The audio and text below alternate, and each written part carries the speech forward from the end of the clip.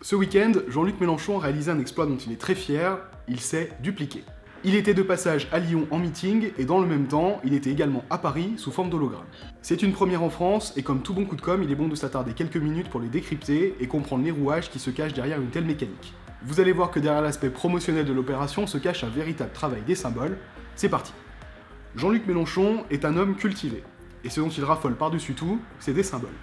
Par exemple, le symbole de son mouvement, c'est la lettre grecque Phi, ce qui donne FI, les initiales de France Insoumise, le nom du mouvement. Et le petit triangle rouge qu'il arbore à son col, c'est un hommage aux communistes déportés par les nazis. Il arbore ce symbole parce qu'il déteste que les médias disent que les extrêmes se rapprochent. C'est un concept qui l'exècre et qui le rend malade. Mais en même temps, dans les faits, une partie de l'électorat que ciblent tous les deux Jean-Luc Mélenchon et Marine Le Pen est assez volatile et peut passer facilement de l'un à l'autre au gré des propositions. C'est donc un combat coup pour coup que se livrent les deux candidats à l'élection présidentielle. Et Jean-Luc Mélenchon en fait même une affaire personnelle.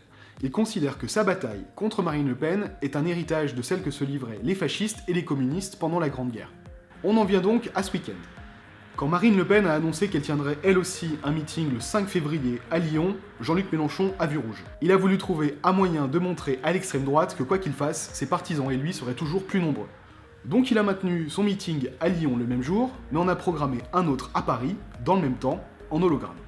Il faut savoir que sa directrice de la communication, Sophia Chikirou, est partie l'année dernière faire un petit stage du côté de la campagne de Bernie Sanders et a ramené des États-Unis plein de nouvelles idées dans son panier, dont la fameuse phrase « Ils ont peut-être des millions, mais nous sommes des millions ».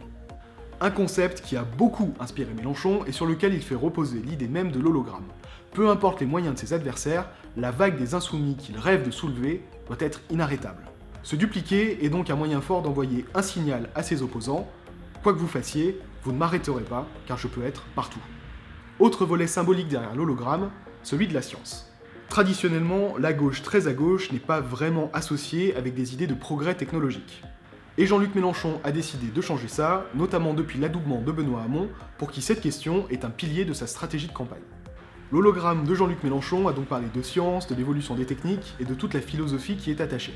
Un moyen de dire à Benoît Hamon: tu parles peut-être de progrès technique, mais moi, je le fais. Ne reste plus maintenant qu'à attendre les retombées de l'opération. Le coup de l'hologramme sera-t-il vraiment efficace ou restera-t-il comme un détail de la campagne? En tout cas, à sa gauche, le coup supposé de l'opération fait grincer quelques dents. Et les communistes critiquent même l'aspect culte de la personnalité.